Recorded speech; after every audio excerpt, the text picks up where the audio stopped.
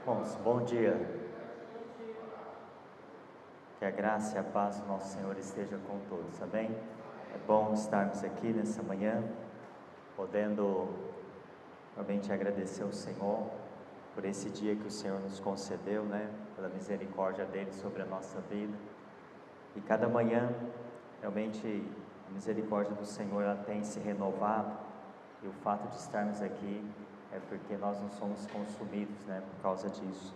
Então nós louvamos a Deus, e eu quero agradecer a Deus pela vida dos irmãos, agradecer porque Deus tem nos dado a oportunidade de nos reunir e poder realmente aprender um pouco mais da palavra dele. Como nós já estamos falando, né, há alguns domingos, falando sobre vida cristã, falamos sobre o equilíbrio e dedicação. Nós precisamos ter equilíbrio na nossa vida, né? Dedicação, em Lucas capítulo 14. Falamos também sobre prioridade e urgência, em Mateus 24. Às vezes a gente não prioriza o que precisa, mas faz aquilo que é urgente apenas. E também falamos sobre realidade ou rotina, né? Tem sido uma realidade ou rotina na nossa vida. Falamos também sobre obrigação ou ministério. Semana passada, né? Falamos em 2 domingos sobre obrigação ou ministério. Tem sido uma obrigação para você estar aqui ou não, né? Falamos sobre isso, vimos várias coisas. E hoje nós vamos falar de um assunto que eu creio que é importante, para que você possa entender que tipo de crente você tem sido em relação à obra de Deus. Aí nós vamos abordar aqui 3 tipos de crente, ou 3 pessoas, e aí dentro disso você realmente vai avaliar aonde você está e o que você está fazendo. E nós vamos falar sobre a pessoa que é observador, a pessoa que é envolvido e a pessoa que é participante. Então, dentro dessas 3 pessoas, no final, você vai avaliar que tipo de pessoas eu estou sendo, né? Como eu tenho desempenhado a minha vida cristã dentro ou uma dessas pessoas. Abra sua Bíblia comigo, nós vamos ler apenas um versículo, lá em 1 Coríntios capítulo 4, versículo 2. 1 Coríntios capítulo 4, versículo 2.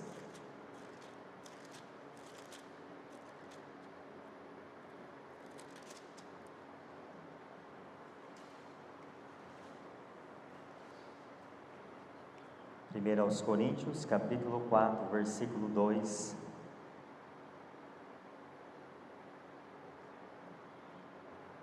A palavra de Deus diz assim: ora, além disso, o que se requer dos dispenseiros é que cada um deles se encontra fiel.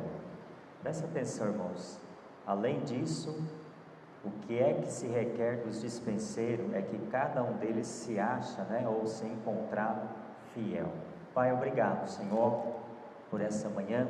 Nós te louvamos, ó Deus, porque o Senhor nos deu esse dia, nos permitiu esse dia que o Senhor fez, que nós possamos se alegrar, que nós possamos, ó Pai, realmente olhar para o Senhor e agradecer, porque nós temos o privilégio de poder estar aqui novamente e poder chegar até aqui e aprender da palavra do Senhor. Nos abençoe cada irmão. Ó Deus, fale conosco, nos abençoe, que possamos ter um bom tempo aqui de aprendizado, que nós possamos realmente aprender junto, crescer junto, para honrar e glorificar o nome do Senhor, e também, ó Deus, para que a Tua obra possa se expandir. Pai, abençoe as nossas vidas. Peço também já pelo pastor que está em Morro Agudo, que o Senhor possa abençoar a vida do Teu servo, dando ele sabedoria junto com aqueles irmãos, que eles também possam aprender a palavra do Senhor e crescer juntos, ó Pai. Sabemos que a obra é do Senhor, apenas somos instrumento e queremos ser usados por Ti, ó Deus. Nos abençoe aqui, fale conosco, ó Pai, nos dê um bom tempo e que nós possamos, ó Pai, acima de tudo, honrar e glorificar o nome do Senhor. Eu oro, ó Pai, agradecido, assim no nome de Jesus. Amém e amém. Que irmãos, observador, envolvido ou participante.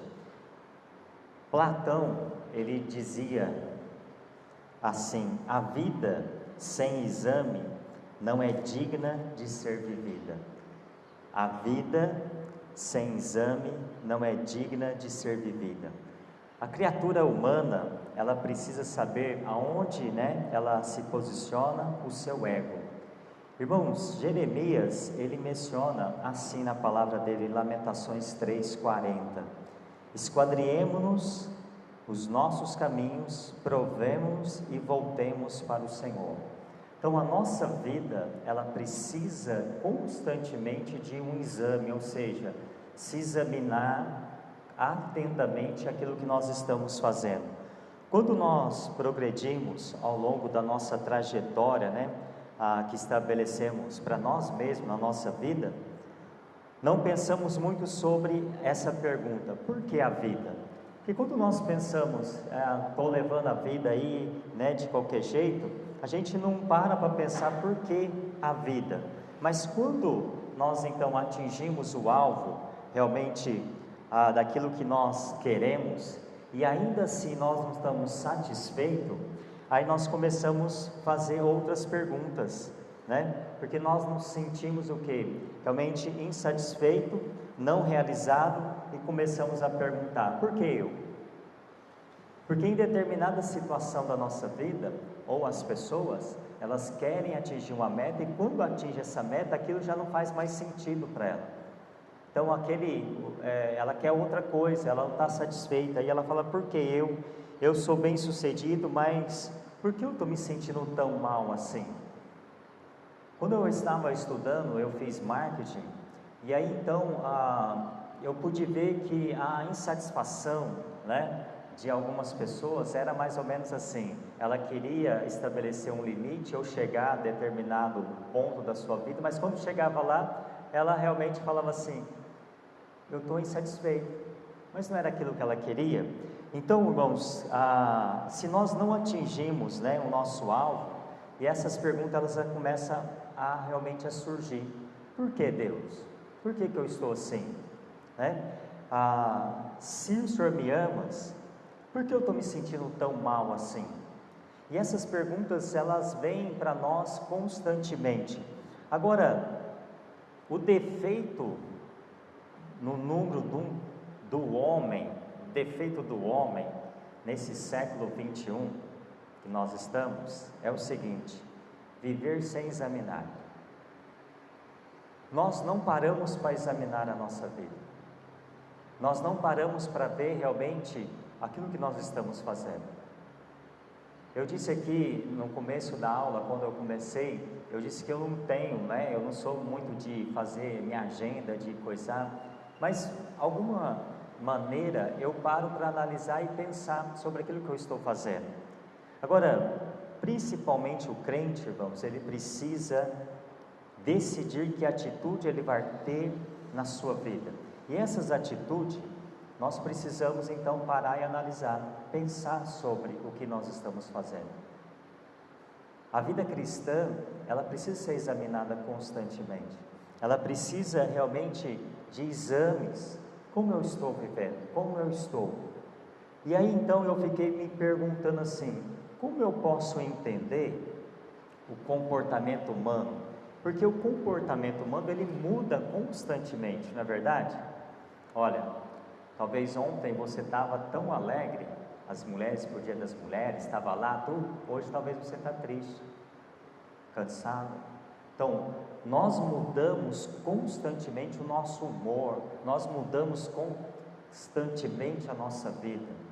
E aí eu fiquei perguntando assim: por que o ser humano ele muda assim? Não dá para entender. Talvez a Lina responde melhor isso, mas é difícil entender o ser humano, não é verdade? A irmã talvez no trabalho, às vezes a pessoa chega, fala uma coisa, a mesma pessoa depois fala outra coisa.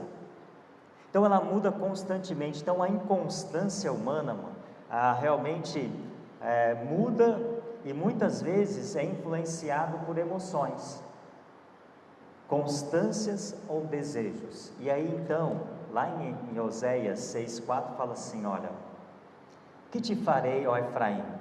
Que te farei, ó Judá?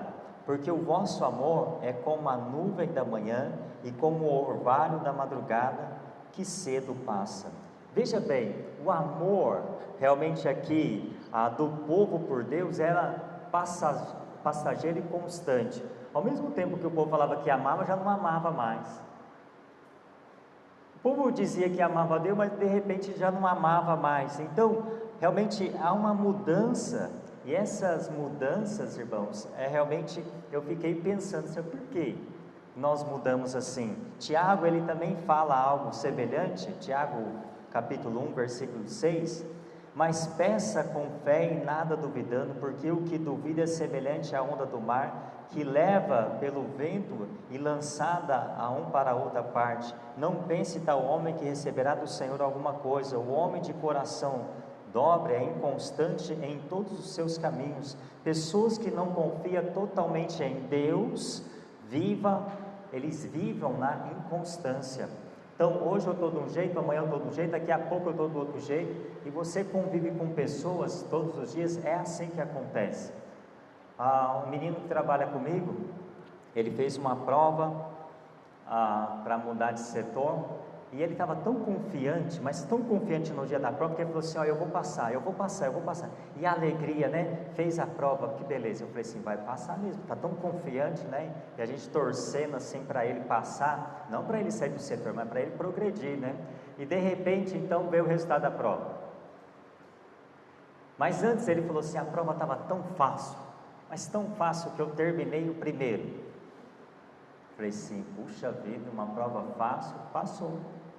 Veio o resultado, acertou 50%. Irmãos, na mesma hora da alegria, houve uma tristeza naquele menino.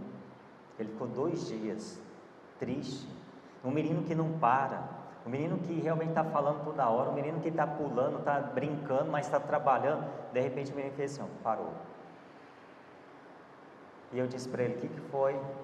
Ele falou assim, estou triste. Eu falei, mas você estava feliz agora?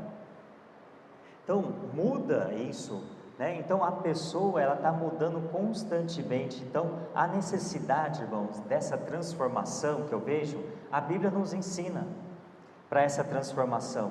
Por quê? Para que nós possamos ser produtivos no reino de Deus, e nós precisamos passar então por uma transformação espiritual.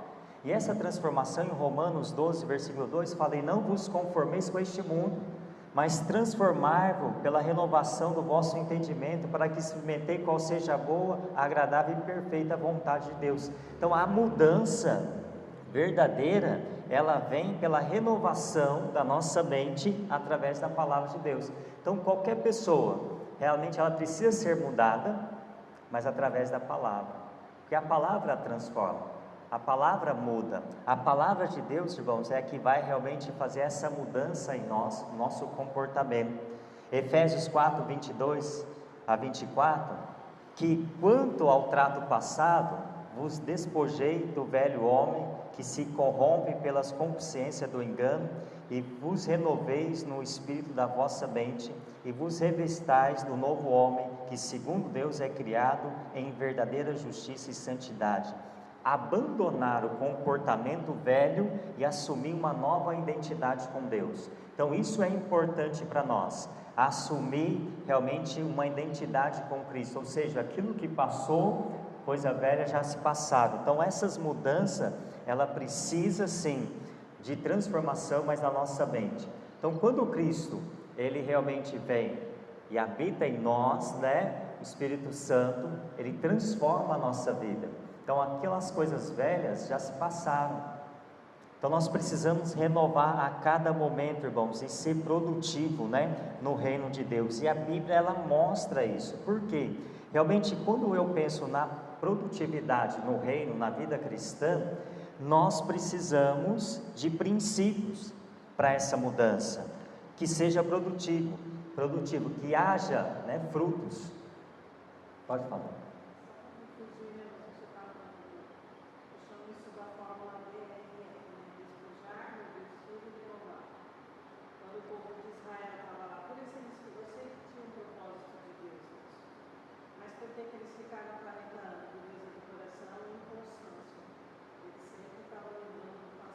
Sim. sempre.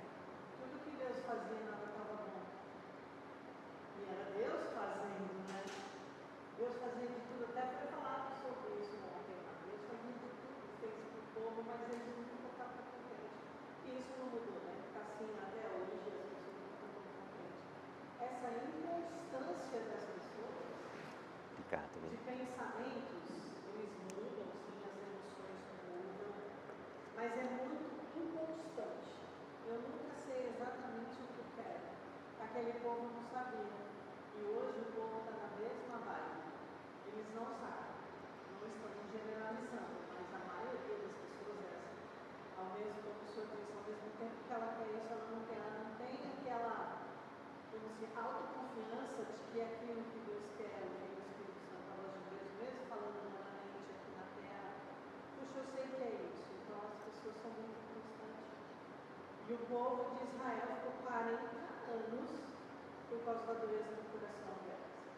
E geralmente a gente fala para as pessoas, você vai ficar 40 anos ou mais, você vai patinar no mesmo lugar, enquanto você não colocar na sua cabeça que é isso que Deus quer na sua vida.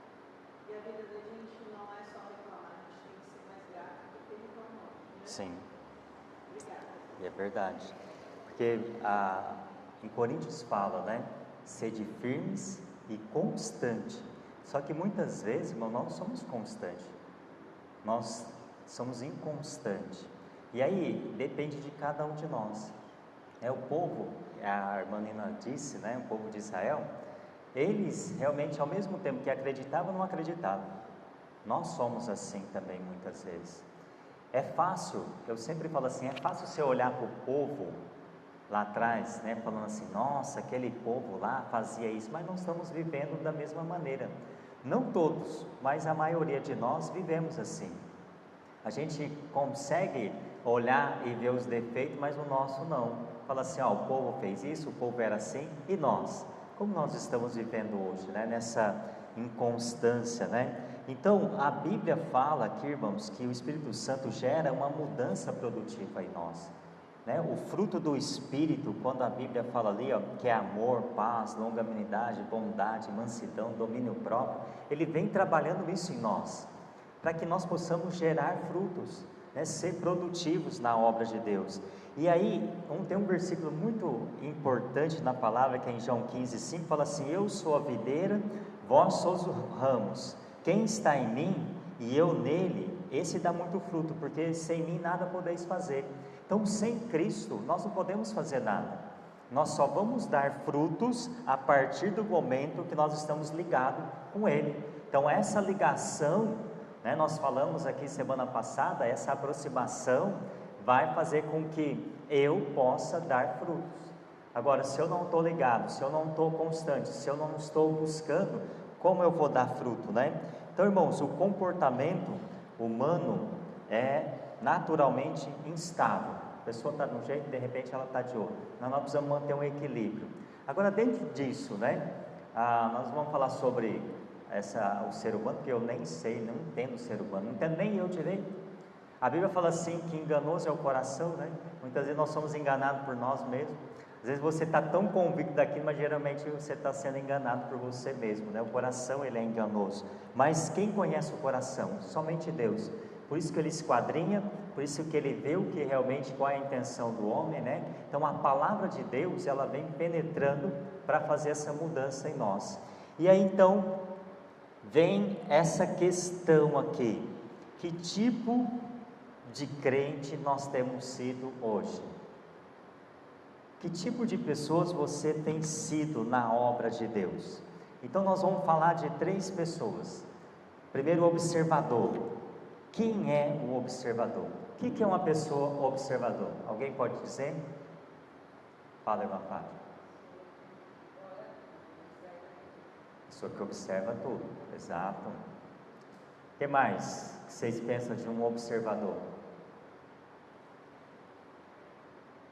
Ele só observa, fica atento, né? O que mais? Pensa muito. Opa, isso é boa. Pensa muito. O que mais?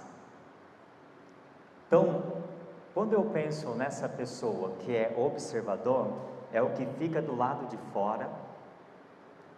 É como se fosse do lado do palco, de fora, como um simples espectador, que paga para ver o que está acontecendo. É aquele que está observando, atento a tudo que está acontecendo. Às vezes ele aplaude, às vezes ele vai. Ele está apenas observando aquela questão ali. Quando nós olhamos lá para Neemias, na restauração dos muros de Jerusalém, nós encontramos ali um trio de 3 homens que realmente causou muito aborrecimento na vida de Neemias. E aí então nós vamos pegar esse paralelo aqui de Neemias, alguns versículos, e principalmente esses 3 homens, para mostrar que realmente eles estavam ali e era um observador daquilo que estava acontecendo. Alguém lê para mim Neemias 2:19, capítulo 2, versículo 19.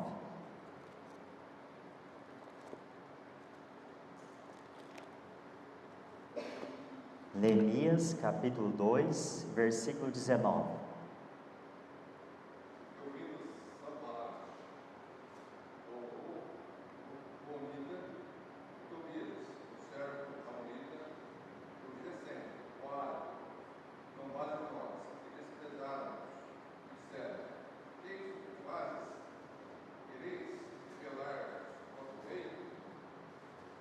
Veja bem, aqui tem 3 homens.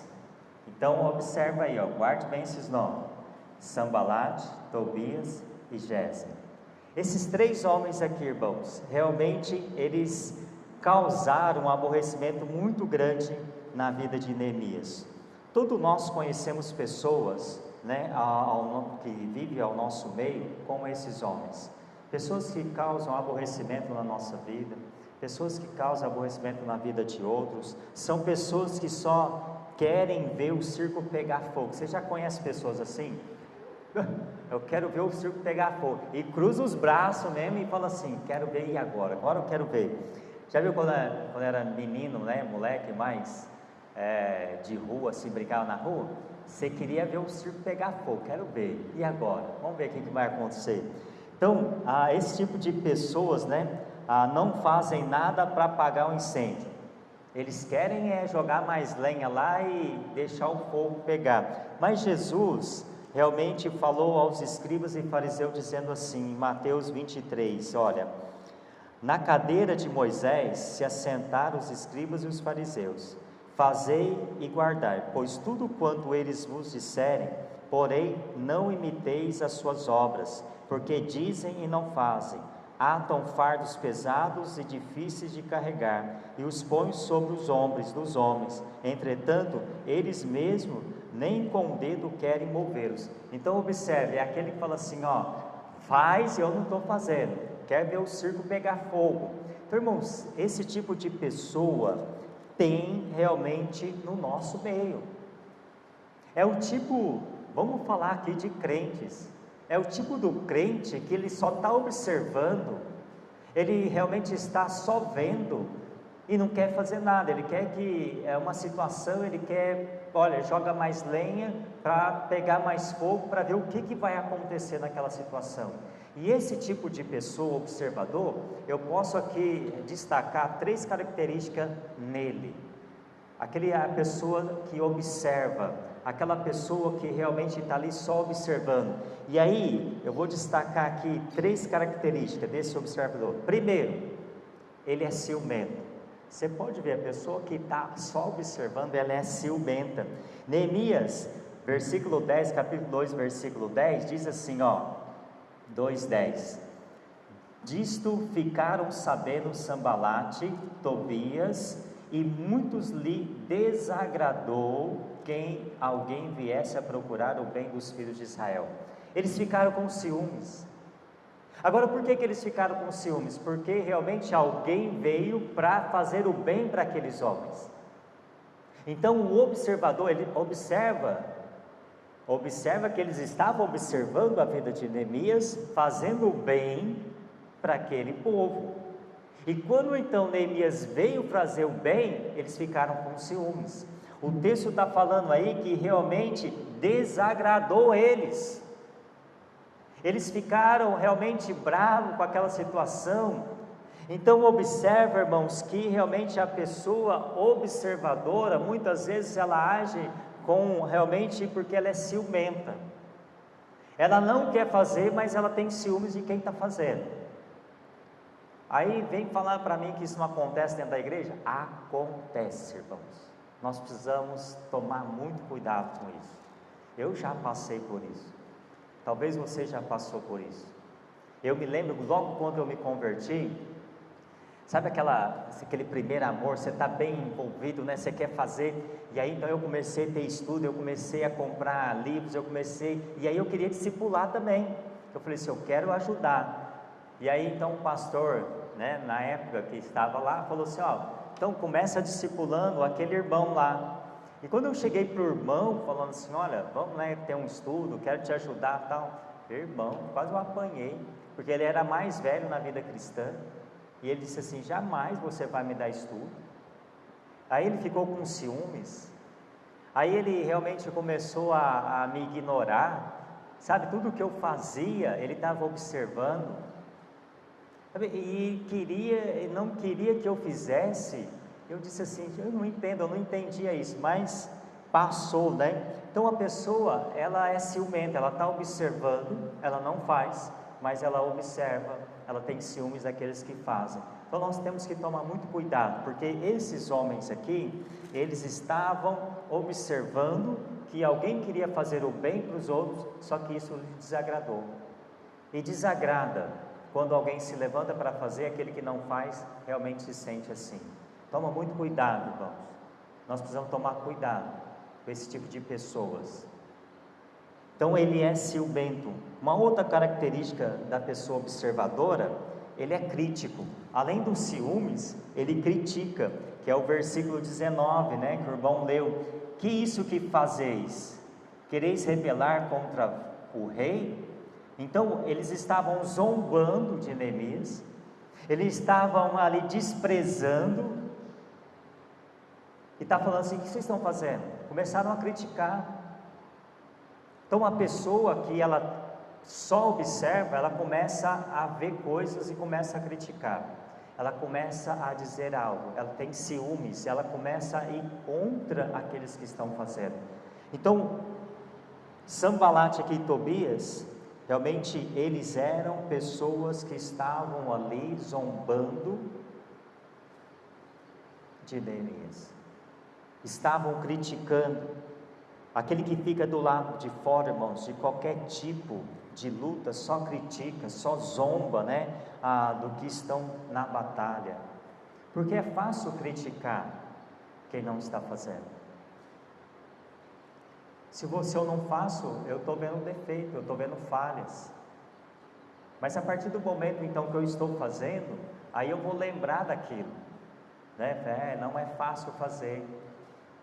Mas nós precisamos entender que esse tipo de pessoa que fica só do lado de fora, ele tem tempo para observar. Porque quando nós estamos trabalhando, nós não temos tempo de olhar para o lado. Nós não temos tempo de olhar para as pessoas. Pode falar, irmão.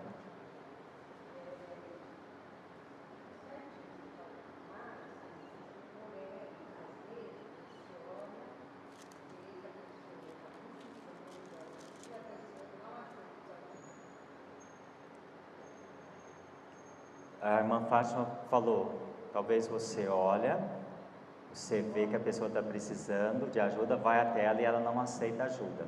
Então esse é uma outra situação, aí a pessoa ela precisa sim ser trabalhada, né? Porque veja bem, irmãos, não dá para entender isso num contexto de igreja, porque todos nós precisamos um do outro, e a ajuda, ela é sempre bem-vinda.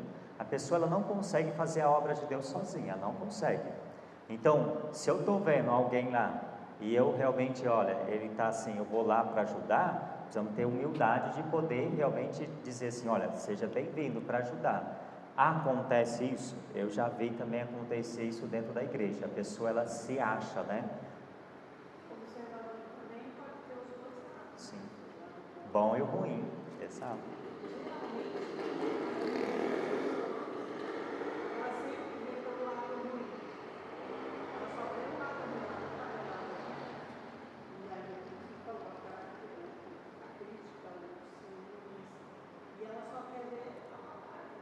Só maldade. Ela faz, não quer fazer, mas também não quer que o outro faça, e ela também não vai fazer, mas ela critica, ela diz que isso não está bom, isso não é perfeito, isso é ridículo, qualquer outra coisa, ele está sempre dentro do lado mal.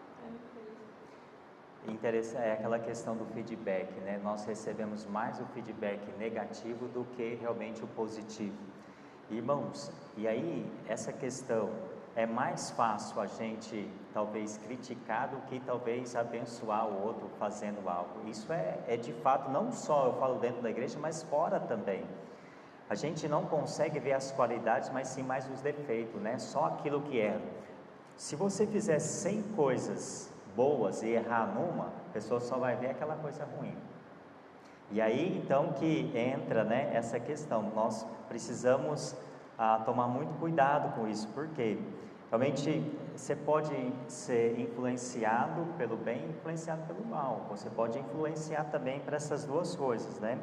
Então, quando eu estou vendo que está precisando, a pessoa precisa ter humildade também de aceitar ajuda, principalmente na obra de Deus. Dá para fazer sozinho? Não dá. Vamos pegar um exemplo aí de ontem, né? O que houve ontem? Um evento. Manina, você conseguiria fazer tudo sozinha ontem? Nunca. Então, houve uma participação de todo mundo. Então, houve um envolvimento para que algo acontecesse. Então, aí é que está.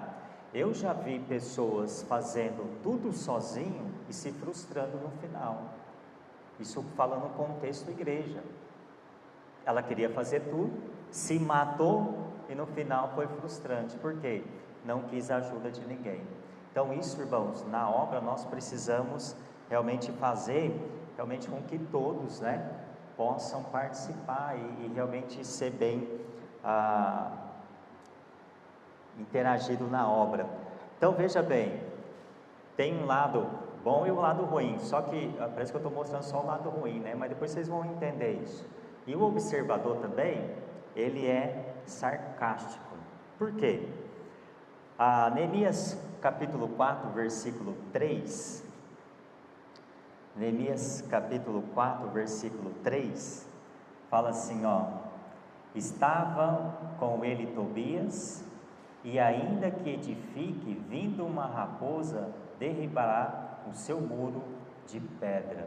Olha aqui, irmãos, ele menospreza os judeus dizendo: ainda que vocês edificam isso aí, vai vir uma raposa e vai derrubar o seu muro. Cara, aqui ele pegou pesado, né? Mais fundo ainda. Uma raposa vai derrubar isso aí. Olha o menosprezo, né? Está menosprezando quem está fazendo. Sabe quando você está empolgado para fazer algo e vem um irmão e fala assim: ixi, isso aí eu já fiz, não dá certo não, viu? Você está tão empolgado, de repente vem joga, não é balde de água não, joga gelo de uma vez para que apaga aquilo aí. E assim acontece na nossa vida. Quase, né, na metade daquela reconstrução dos muros, para chegar ao fim, chega alguém e fala assim: ó, vai vir uma raposinha e vai derrubar isso aí. Agora imagine, irmãos, para quem está ouvindo aquilo, para quem está escutando aquilo, eles estavam sendo ali incentivados a fazer, e vem um e fala assim: isso vai cair? É algo que eu falo assim, é desanimador. Você desanima. Aí você vai parar e vai pensar: será que é verdade mesmo? Porque a gente vai dar ouvido, né? Mas observa que, irmãos, essas pessoas, elas querem isso.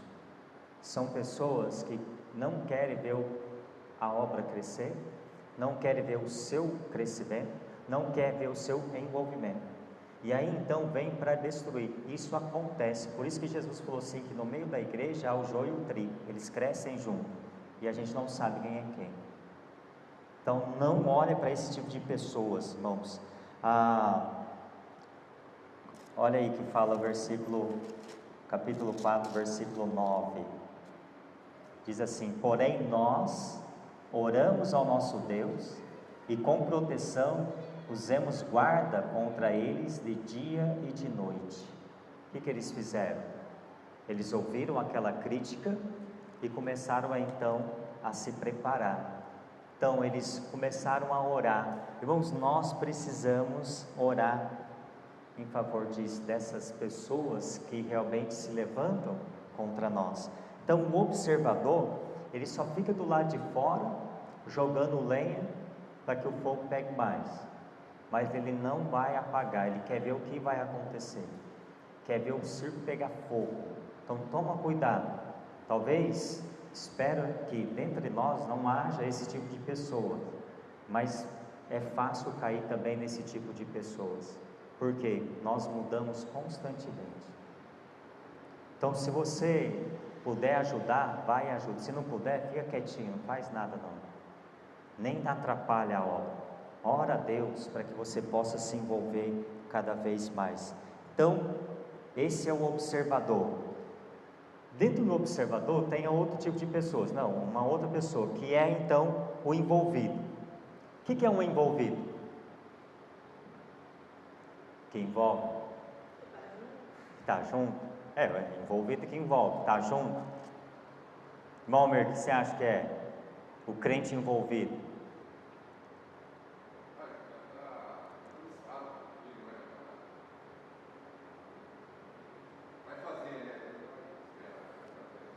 O crente envolvido é o que faz de conta que está, mas não está. Verdade. E aí agora eu vou pegar pesado, porque tem muito crente que tá, mas não tá. Olha, irmãos, esse é o tipo de crente simplesmente envolvido. Olha, interessante, quando nós vemos Ananias e Safira em Atos capítulo 5, eles eram assim. O casal estava na igreja, acompanhava a vida dos seus irmãos, mas não tinha compromisso. Estava, mas não estava. Tem crente que está, mas não está. Atos capítulo 5 fala de Ananias e Safira. É o capítulo todo, aí eu não falei só um versículo, capítulo todo. Sim. Não, nós vamos chegar lá, vocês vão entender. Então observa, tem um observador, agora tem um envolvido. E esse envolvido, irmãos, realmente, esse casal, eles estavam, mas ao mesmo tempo não estavam. Aí você fala assim, não, mas eles estavam envolvidos. Exatamente, estavam envolvidos. Então, Lucas menciona o fato de Barnabé ter vendido o seu campo e depositado, o dinheiro na venda aos pés dos apóstolos. E aí então Ananias e Safira resolveram de comum acordo imitá-los. Foi lá, vão imitar também. O que eles fizeram? Mas apenas imitou, porque não deram o que precisavam. Na verdade, eles falaram assim, vou imitar eles também. Isso é um envolvido. Então, a pessoa somente envolvida, ela é reconhecida também por 3 coisas, 3 características. O crente envolvido. Primeiro, fogo de palha. Olha, é apenas entusiasmo e nada mais. Vão fazer? Vão. De repente, cadê ele? Ele envolveu um pouquinho, e aí acaba você ficando sozinho. É aquele que realmente ao mesmo está assim tão animado, de repente ele fala assim, não quero mais não, ele sai fora, Jesus, ele disse assim, ainda que venha a ser um tropeço para todos, nunca será para mim. Isso está falando aqui, dos apóstolos. Pedro, falou assim, olha, para Jesus, ainda que venha a ser um tropeço para mim, nunca serás para mim. Porém, Pedro, ele falou isso no início. Quando nós, lá na frente, depois da morte de Jesus, Pedro, realmente, naquele momento, ele disse que estava envolvido. Olha, se depender de mim, não vou negar, vou estar ali, beleza. Quando nós vamos lá para João capítulo 21, versículo 3, fala assim que Pedro foi pescar. Jesus havia sido morto, ressuscitado, e ele então foi pescar. Aí, irmãos, Pedro disse aos seus companheiros: estou indo pescar. Ele estava voltando para trás, mas no começo ele estava tão animado. Não, Senhor, ó, jamais, não vou negar, vou estar ali, vou estar firme, vou fazer, olha, me chamou para fazer isso. Determinada situação ele fala assim: vou pescar. Na mesma hora que canta, levanta as mãos, o crente bate palma, faz oração, né, com aquela voz realmente fervorosa, cheia de piedade, é capaz de dizer: não dá mais, estou fora. Ele se envolve, mas não quer. Isso tem muito dentro da igreja. Eu já passei por isso. Eu já fui um desses. Eu já estou aqui, mas de repente eu estou fora. Irmãos, esse tipo de pessoas envolvidas, aí no próximo crente você vai entender o que eu estou dizendo, mas é aquele que realmente só tem fogo.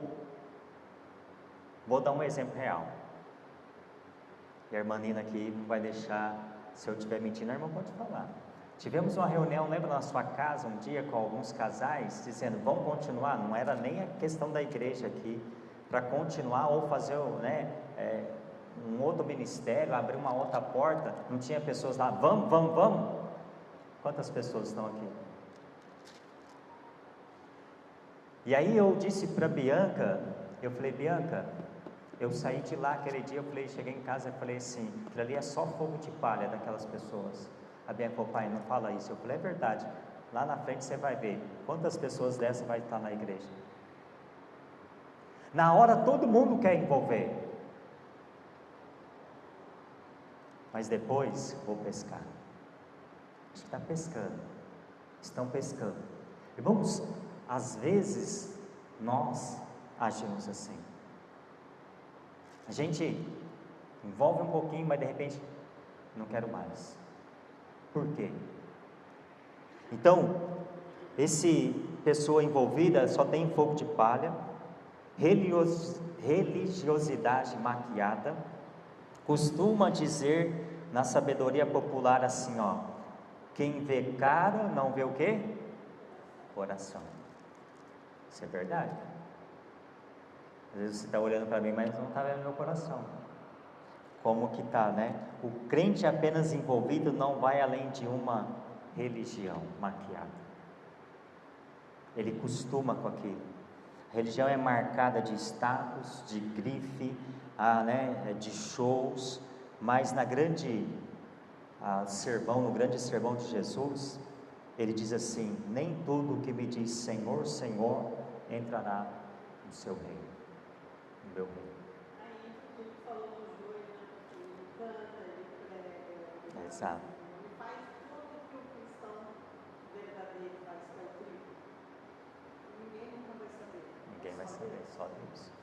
Por isso que os discípulos: Senhor, o Senhor quer que a gente tira? Jesus falou: não, porque às vezes você vai tirar, você não sabe, né? No dia do arrebatamento, sim, né? Que vai ficar apenas, vai subir só aqueles que realmente, né? Porque se veste igual, canta igual, fala igual, mas não é. Está no meio. E esse é o grande perigo que nós temos. É o perigo de realmente, tem pessoas que acostumam a vir ao chamado igreja. É uma religião para ela, assim, olha, eu gostei de lá. Ela se envolve, mas não quer, né, realmente seguir aquilo que Jesus ele fala. E também, essa pessoa, uma outra característica dela, é fé sem fidelidade. Então, Tiago ele fala assim, ó: por si mesmo está morta, fé sem fidelidade está morta. Tiago 2,17, não basta estar envolvido. Jesus ele declarou: eu sou a videira verdadeira, meu Pai é o agricultor. Todo ramo que está em mim envolvido, presta atenção, não der fruto, ele é cortado, e tudo que der fruto limpa para que produza mais ainda. Então, quando nós estamos em Cristo, irmãos, Deus ele vai nos limpando para que a gente possa dar mais fruto ainda. Mas apenas aqueles que estão envolvidos vai ser cortado, lançado fora, não está dando fruto nenhum. Agora você vai começar a observar, né, depois de hoje, essas pessoas aqui dentro. Ela diz: ixi, aquele lá, será que é o envolvido? Será que aquele é observador?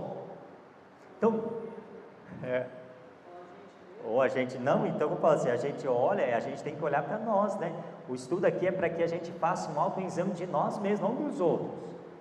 Porque é fácil olhar para os outros, porque quando eu olho para os outros, eu vejo o que realmente eles estão fazendo, né? Quais são as fases, mas e eu? Como eu estou? Que tipo de crente eu tenho sido? Eu estava falando isso ontem, estava eu, o pastor Luciano, né? À tarde, e eu estava falando exatamente isso para ele. Eu falei: pastor, realmente, que tipo que eu falei de mim, estava falando de mim, falei: que tipo eu tenho sido? Sabe, bom, às vezes a gente tem que se cobrar. Por que se cobrar? Porque realmente nós temos sido falhos, muito falhos. Eu falei para ele: eu tenho me cobrado muito nessa questão.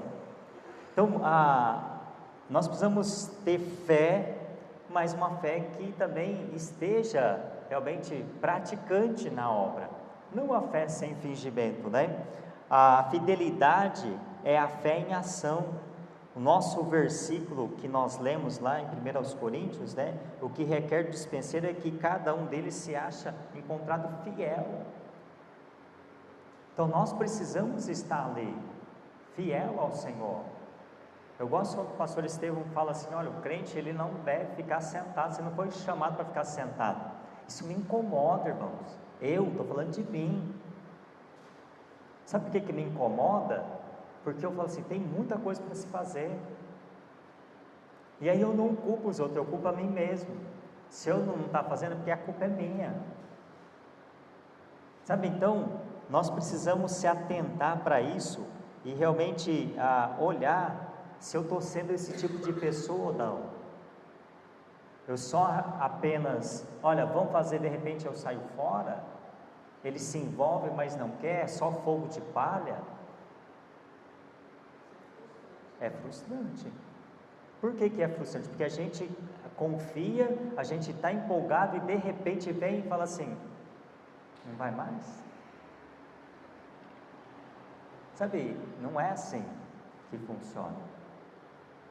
Então nós precisamos, irmãos, de pessoas que realmente querem, né, a terceira pessoa, comprometimento. Agora, então observa, tem o observador, observa aí se você é isso aí, o observador, o envolvido ou o comprometido. A primeira, fogo de palha, religião maquiada, fé sem fidelidade, que é a pessoa que realmente, fé sem fidelidade por si só está morta, né? Não basta estar envolvido, precisa realmente o que Jesus falou, precisa dar frutos. Agora, a questão que o observador, né, ele realmente fica só observando, irmãos, mas nós precisamos tomar muito cuidado com essa questão, né? E o envolvido, e agora a pessoa comprometida. Agora, é o participante, o comprometido, né? O participante comprometido. Participar, eu participo. Para participar de algo, você tem que ter compromisso, é verdade ou não? Nós estamos aqui ensaiando para a Páscoa, certo? Então, aqui nós estamos participando, mas com um comprometimento. Precisa estar aqui toda segunda-feira. É um compromisso, né? Precisava de mais homens. Compromisso. Eu preciso participar. Não apenas participar por participar, mas ter o comprometimento de estar ali fazendo aquilo lá. Então, irmãos, este é o que está por dentro de tudo, o que está, pronto a pagar o preço das suas convicções. Ele sabe de tudo, mas ele está pagando o preço, porque quando você se compromete, você vai pagar um preço por aquilo. Não é apenas, vou fazer por fazer, não, existe um preço, para você estar ali. Nós podemos exemplificar, realmente, quando nós olhamos para o comportamento da rainha Esther, lá no reinado de Assuero. E ali então, irmãos, nós sabemos que não foi por acaso que ela chegou àquela posição. Talvez para muitos, quando você lê aquele texto, vai falar assim, ela era bonita, o rei olhou para ela, se encantou, Não, tinha algo por trás. Tinha então ali realmente algo a ser feito. Aquela posição que ela chega, de primeira dama ali, não era por acaso, chegou por chegar. Alguém lê para mim Esther capítulo 4, versículo 13 e 14. Vamos lá, Esther, Neemias, Esther, só virar a página aí, Esther, capítulo 4, versículo 13 e 14. Alguém lê para mim? Então Mardoqueu ordenou que se respondesse a Esther: não imagines que, estando na casa do rei, escapará só tu entre todos os judeus. Pois se de todo te calares agora, outra parte se levantará socorro e livramento para os judeus. Mas tu e a casa de teu pai perecereis. Quem sabe se não foste elevada a rainha para tal tempo como este? Veja bem, se nós formos ver todo o contexto, a história ali, realmente o povo era para ser exterminado, judeus. E aí, irmãos, Deus a colocou naquela posição porque conhecia o seu caráter e o comprometimento que ela tinha com o seu povo. Ela tinha um comprometimento com o povo. Talvez ela poderia ter pensado assim: eu, na posição que eu estou, quero nem saber desse povo. Eu não quero estou nem aí para eles. Eu estou bem. Mas ela tinha um comprometimento.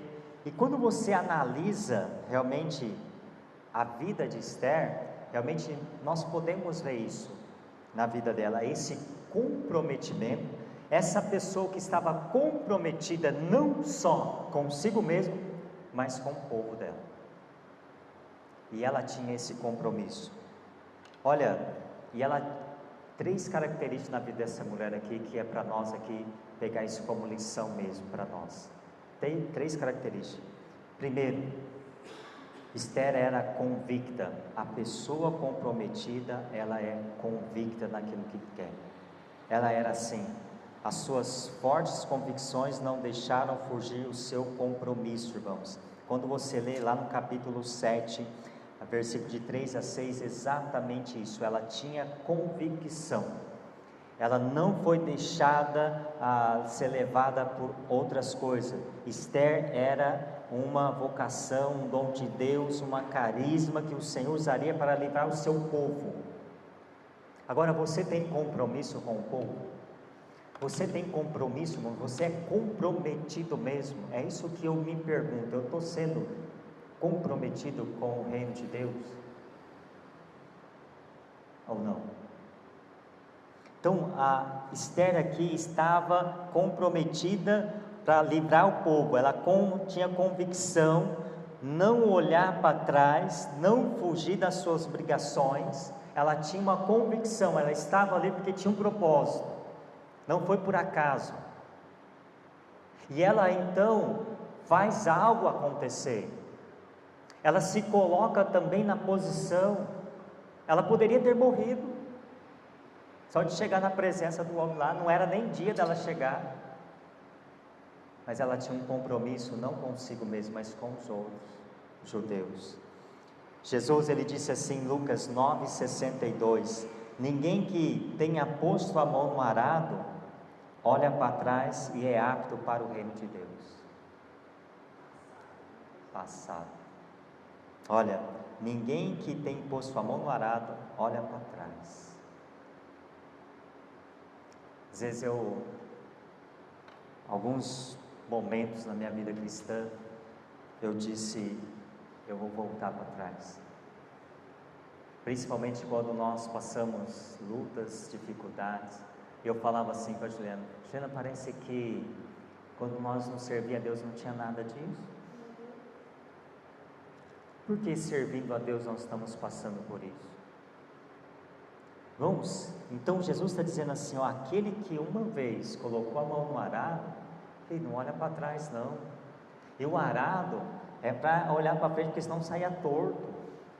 Era um negócio de trabalhar assim, olhando para aquilo que estava fazendo. Só que muitas vezes tem crente, o que está acontecendo? Ele está olhando para trás, ele não está olhando para frente.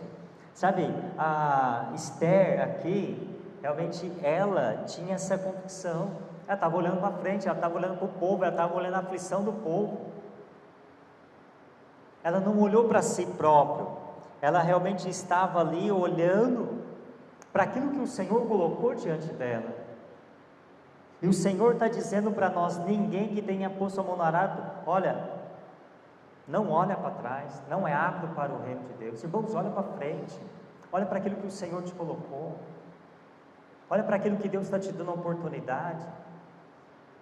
Se você olhar para trás, eu sempre falo isso para a Juliana, a vida que eu levava miserável lá atrás, eu achava que era boa. As pessoas acham que é boa, mas não é, irmão. Se eu olhar para trás, eu não vou fazer o que eu preciso fazer.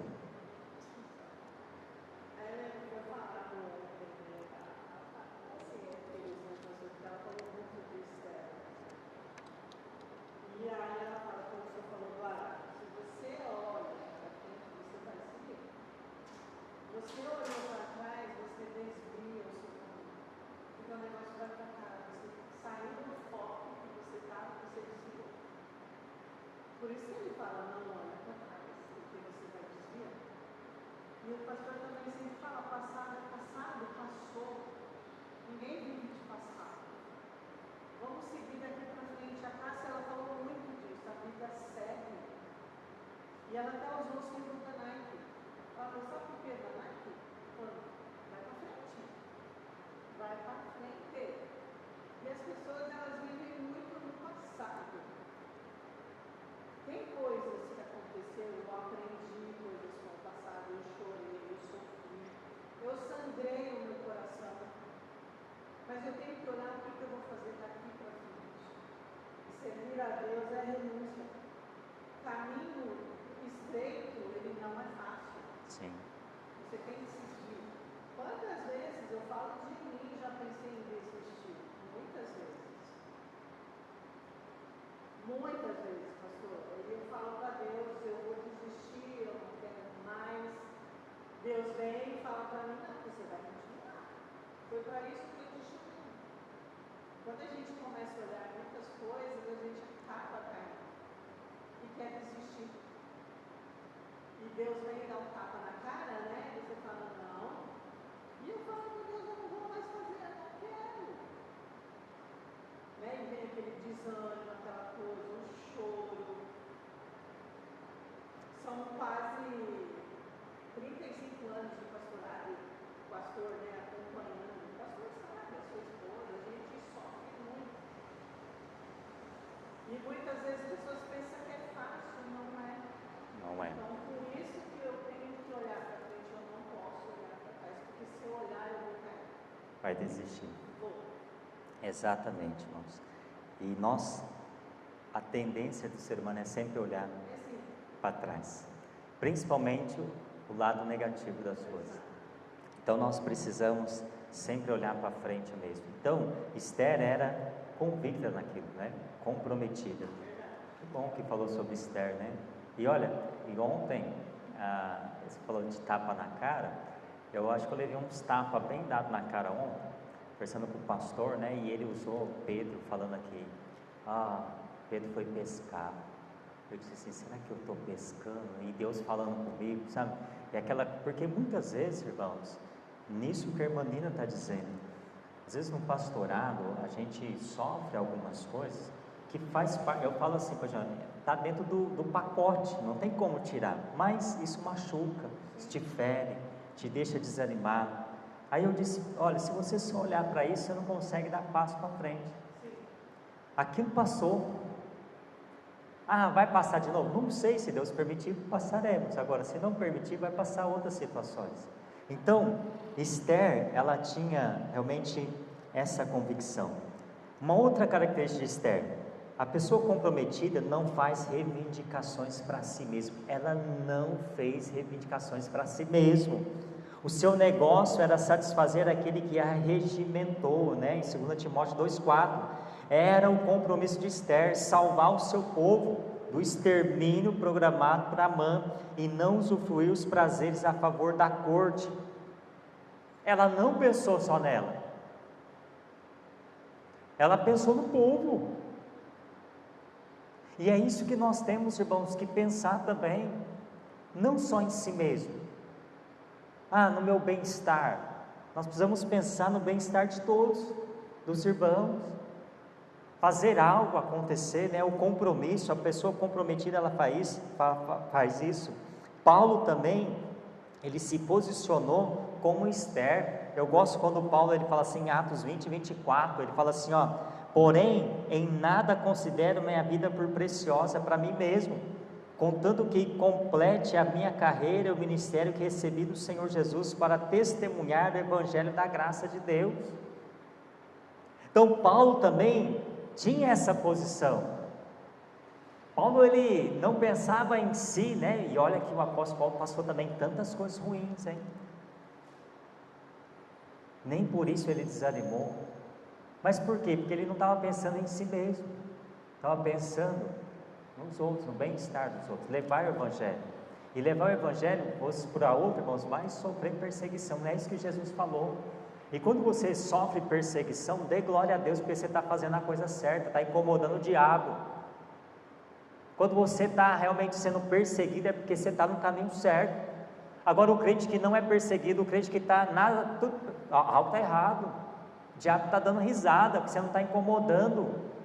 Mas levante, seja um crente comprometido para você ver o quanto você vai sofrer perseguição.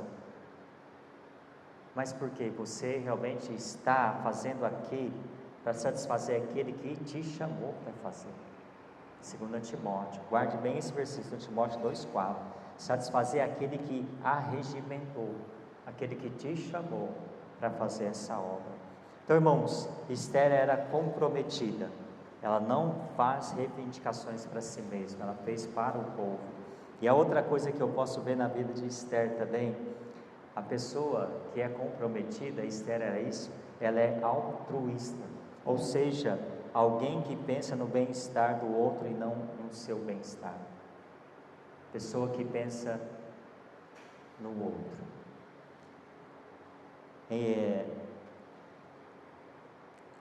Esther, capítulo 4, versículo 15 e 16, olha o que fala. Esther, capítulo 4, versículo 15 e 16. Então disse Esther que respondesse a Mordecai: vai, ajunta todos os judeus que se acharem em Susã, e jejuai por mim, e não comais nem bebais por 3 dias, nem de noite nem de dia, e eu e as minhas servas também jejuaremos. Depois irei ter com o rei, ainda que é contra a lei, se perecer, pereci. Olha, irmãos, ela aqui realmente mostrou um amor, né, pelos outros. Ela falou assim: olha, vamos fazer o seguinte, vai lá, ora, nós vamos estar orando aqui. Não é dia de eu estar lá. Se eu morrer, eu morri. É o que o apóstolo Paulo falou: nada tenho a minha vida por preciosa. Ela disse assim: eu vou, esteja orando. Então observa realmente o agir, né? Como que Deus usa circunstâncias para nos mover.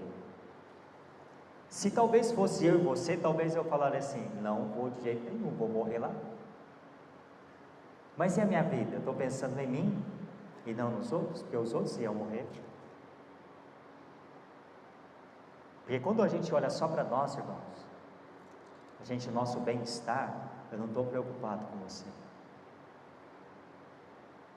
Na igreja acontece assim, as pessoas, elas não tem que pensar só nela, tem que pensar no bem-estar do corpo de Cristo.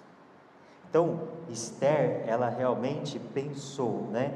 Realmente, olha, esteja orando, nós vamos orar aqui também. Se eu morrer, eu morri, acabou. Mas Deus usou daquilo, né? Então, Jesus, ele realmente falou assim, olha, em João 10:11, eu sou o bom pastor dá a vida pelas suas ovelhas. O comprometimento de Jesus era com o Pai, para salvar as suas ovelhas e não a sua própria vida. Jesus tinha um compromisso.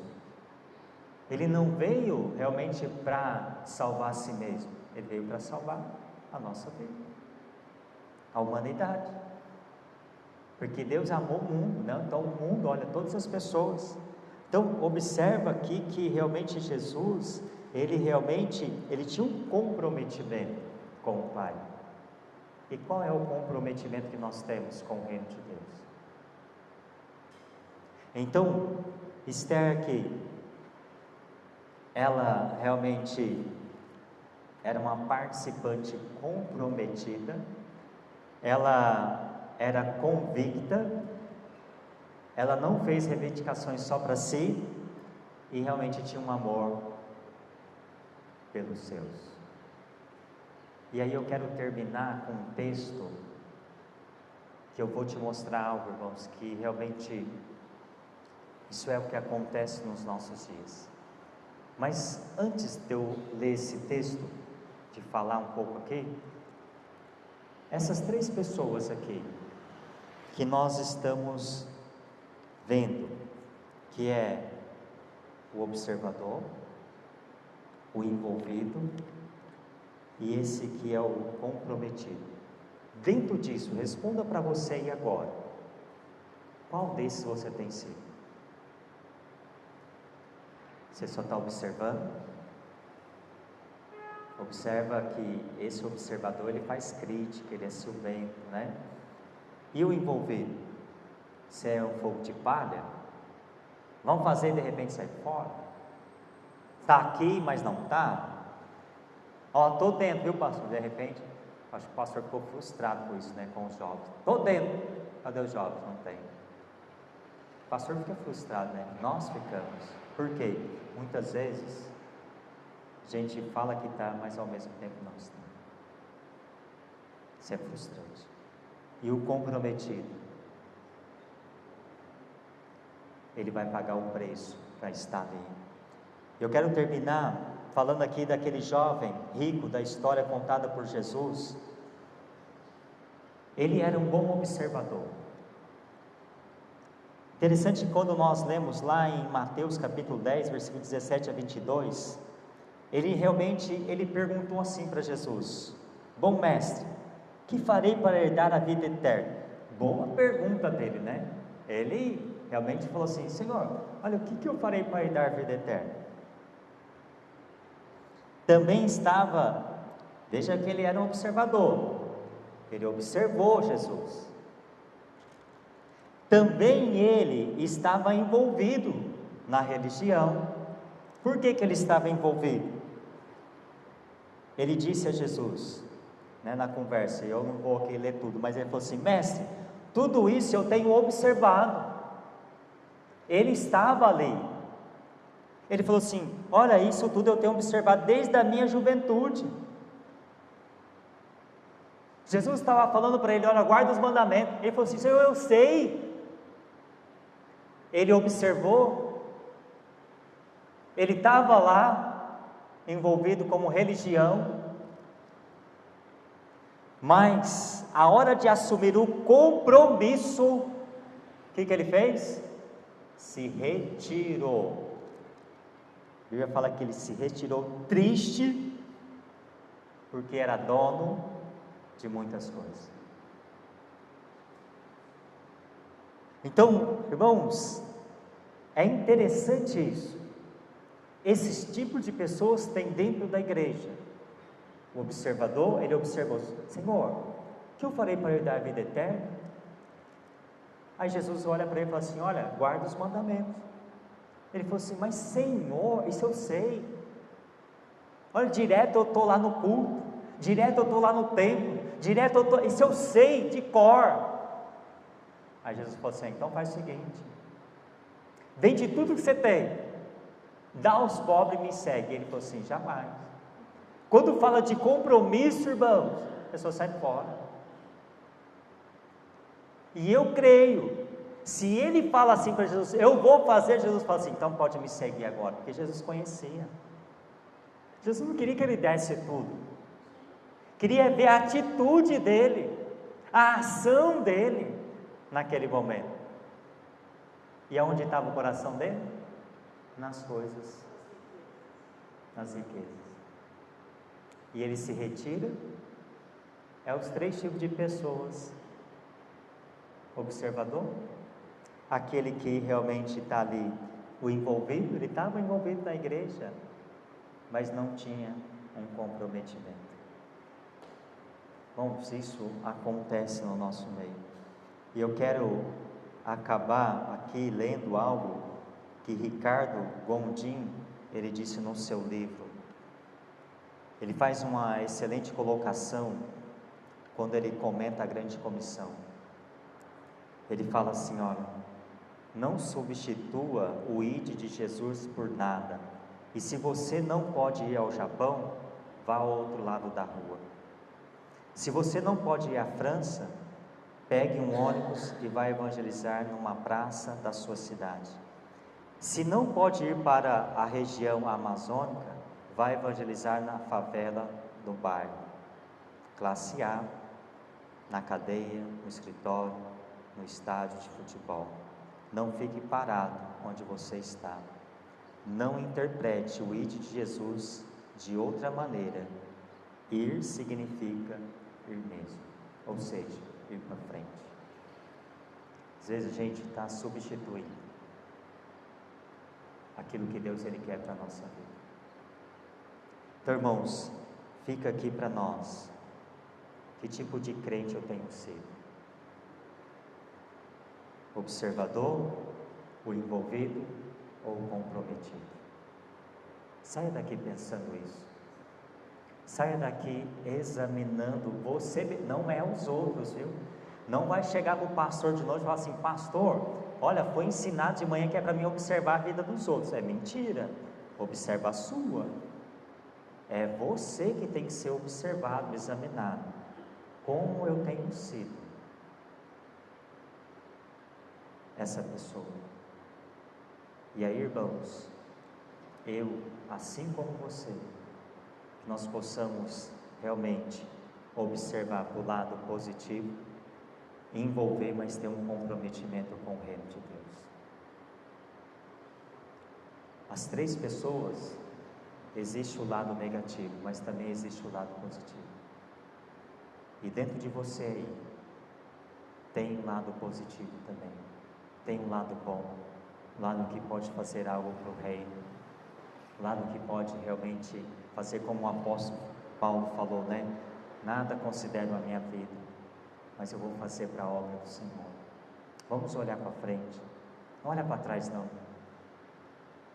Aquele que pôs a mão no arado não é apto para voltar mais. Uma vez, irmãos, que nós estamos indo, vamos continuar. Vai haver obstáculos, vai haver lutas, vai haver dificuldades, sim.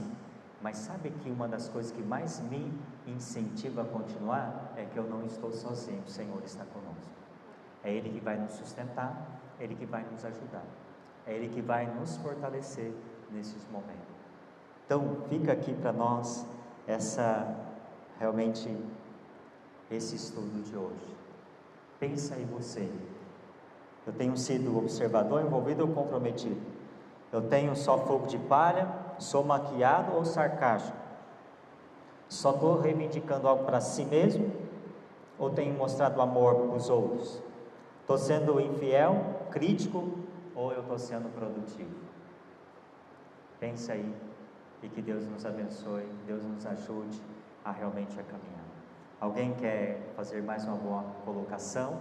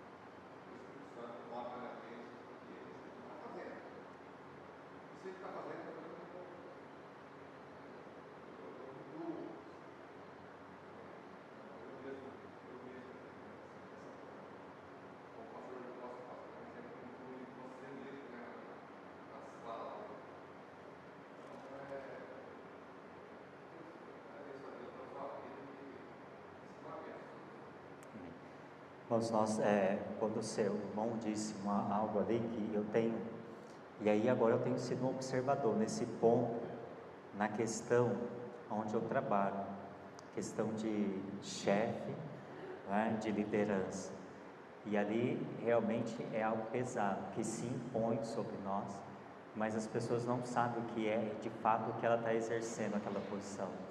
E dentro da igreja nós precisamos ser servo, né? A palavra servo é servir. O escravo, ele não dá nada mais para o seu dono, né? Então, eu sou servo, então quem que eu tenho que obedecer? O Senhor, né? Então, servir. Todos nós aqui estamos para servir. Então, quando você olha para isso, não pode te atingir aqui dentro. Nós estamos aqui, nós somos iguais, ninguém aqui é mais que ninguém, né? Todos nós somos servos, estamos para servir. Claro que existe uma hierarquia, né? Sim, mas eu creio que todos no corpo de Cristo realmente pode ser útil e é útil para a glória de Deus. Então vamos pensar nisso, né? Vamos pensar nessa posição que nós estamos de servo, de servir, não a si mesmo, mas servir o outro. Porque Jesus ele falou, Marcos 10:45, eu não vim para ser servido, mas para servir e dar a minha vida em resgate de muito. O próprio Senhor ele veio para servir e não ser servido. Então eu sempre brinco assim e dou exemplo às pessoas. Você quer que as pessoas te sirvam? Sirva você primeiro. Se você fizer, alguém vai fazer para você. Então isso é prática e é realmente o que acontece, é bíblico, né? Jesus ele falou, aquilo que você quer que os homens os façam, fazer vós primeiro, né? Eu vou acabar com isso aqui porque lá em Poranga tinha uma irmã, todo culto, parece que era um disco riscado, sabe? Acabava o culto, ela chegava na casa dela e me mandava mensagem: pastor, o irmão lá não falou nada para mim, não falou oi, não falou boa noite. Eu falei, nossa, então esse irmão é ruim mesmo. E aí eu falei assim, agora preciso observar se isso de fato acontece, né? Precisei observar. Como eu chegava primeiro na igreja, eu comecei a observar. Aí aquele irmão que ela falou, chegou. Porque eu entendo assim, quem chega tem a obrigação de cumprimentar quem está, porque chegou depois. O irmão chegou, sentou. E a irmã abençoada que chegou mais tarde, na hora do culto já começado, não falou com ninguém. E a hora que eu orava para terminar, a irmã abençoada, o que ela fazia? Ia embora. Aí eu falei, então por isso que ninguém cumprimenta a irmã, porque ela vai embora, ela chega atrasada e vai embora antes. Falei, vou catar ela agora. Fui na casa dela. A irmã descobriu o negócio. Por que a irmã não te cumprimenta? É mesmo, pastor, qual que é? A culpa é você mesmo. Falei, domingo chega mais cedo. Quando essa irmã chegar mais cedo, cumprimenta quem está lá.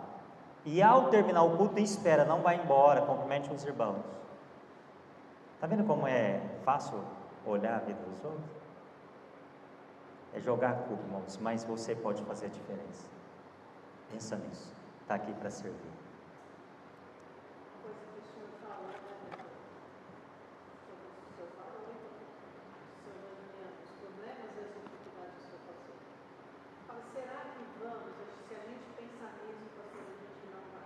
Verdade.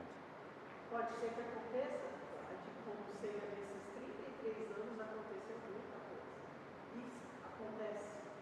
Então eu tenho que deixar e falar, não, eu vou servir, aconteça o que acontecer. Deus vai fazer o que eu faço. E tem assim, eu estou fazendo parte da multidão. Quantas pessoas seguiam Jesus? A gente lembra daquela da mulher do fluxo, né? Todo mundo estava encostando Jesus, mas Jesus sentiu uma mulher. Todos estavam com Jesus, mas não tinham um propósito da vida de ninguém. Quando ela chegou,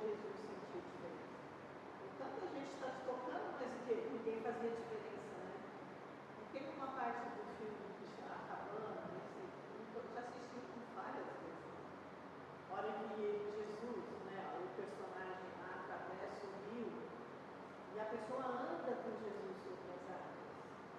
O que acontece todo quem já assistiu vai lembrar. E depois a pessoa está sentada, pensando, e ele coloca o pé na água e o pé dele afunda. E aí chega Jesus e fala, comigo é mais fácil, não é? Por quê? Eu tenho que estar com Jesus, porque as coisas eu preciso fazer. Porque se eu não tiver, eu vou afundar. É verdade. O senhor falou, eu não estou sozinho, Deus está comigo. E o que tiver que acontecer, vai acontecer. Porque eu que tenho que passar por isso. Deus, a bênção é sua, não é do outro. Então vai fazer a sua parte. Aquela dificuldade que você está passando é sua, não é do outro. E eu sempre digo assim, olha para frente.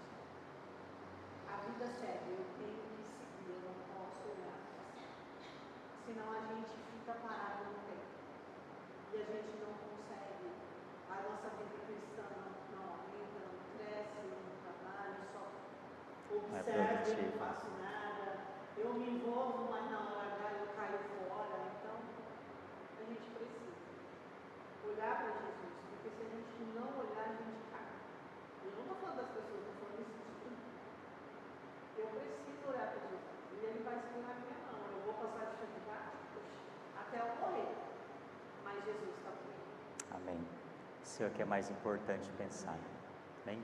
Vamos orar então, irmãos, terminar, e que possa ter sido bênção na sua vida, que Deus possa trabalhar nos nossos corações. Pai, obrigado, Senhor, por esse estudo nessa manhã.